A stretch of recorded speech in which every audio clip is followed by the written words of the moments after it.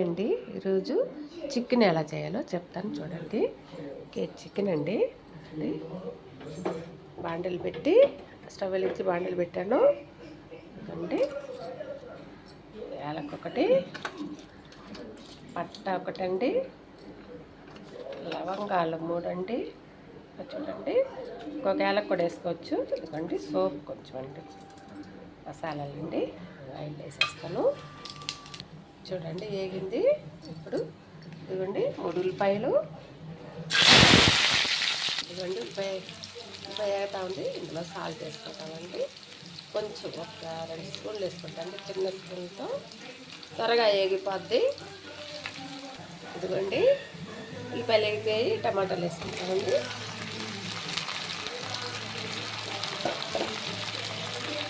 ఇదిగోండి టమాటా వేసాను. ఇప్పుడు ఇదిగోండి పసుపు వేసేసుకున్నామండి. ఒక 1/2 స్పూన్ పసుపు. టమాటాల్లో వేస్తే త్వరగా టమాటాలు వేయిపోతే మెత్తబడిపోతుంది త్వరగా. చూడండి ఇదిగోండి టమాటాలు వాడాయి. చూడండి అల్లం పేస్ట్ 1 స్పూన్ వేసుకుంటామండి. ఎండలు కాబట్టి ఎక్కువ వేయలేదండి మసాలా, అల్లం పేస్టు మొత్తంగా వేసుకుంటాము. అందుకని టమాటాలు కూడా ఎక్కువ వేసానండి. చల్లవకు వస్తుంది, బాగా చల్లవకు వస్తుంది టమాటాలు వేసుకుంటే. ఇదిగోండి వాడుతూ ఉండి టమాటా, ఉల్లిపాయ, అల్లం పేస్ట్ పచ్చి వాసన ఉంటాయి కదా, వాడుకోవాలండి. ఇదిగోండి వాడింది.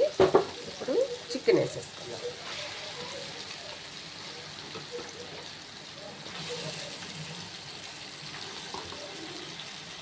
ఇదిగోండి చికెన్ వాడుతూ ఉంది. తగినంత కారం వేసుకున్నామండి. ఇదిగోండి నేను ముందుగానే గిన్నె వేసుకున్నాను. చికెన్ కారం అండి.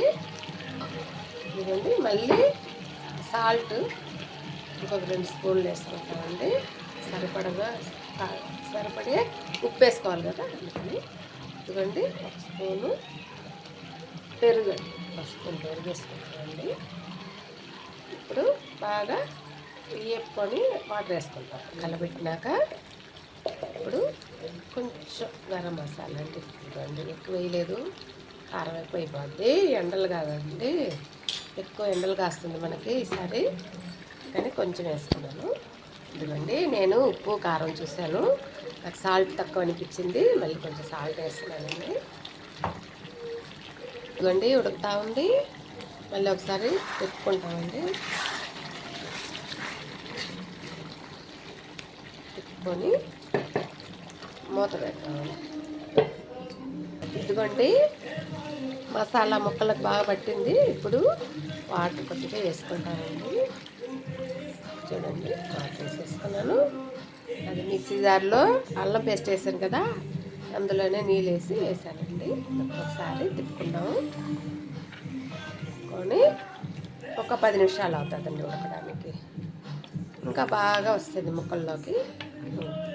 ముక్కలు ఉడికినాక దింపేసుకుందామండి. కొత్తిమీర, కరివేపాకు వేసి ఇదిగోండి మూత వేస్తాను. ఇదిగోండి ఉంది, కొంచెం దగ్గరకు రావాలండి. కొంచెం దగ్గరకు వచ్చినాక వేస్తానండి. ఇదిగోండి చికెను ఉడికేసిందండి. మా ఇంట్లో ఇలాగ చేస్తేనే తింటారు. గ్రేవీ కావాలి వాళ్ళకి, కానీ మీరు కావాలంటే ఫ్రైలాగా ముద్దగాను ఇగురుగా కూడా చేసుకోవచ్చండి. ఇదిగోండి కొత్తిమీర చల్లుతాను, కొత్తిమీర, కరివేపాకు.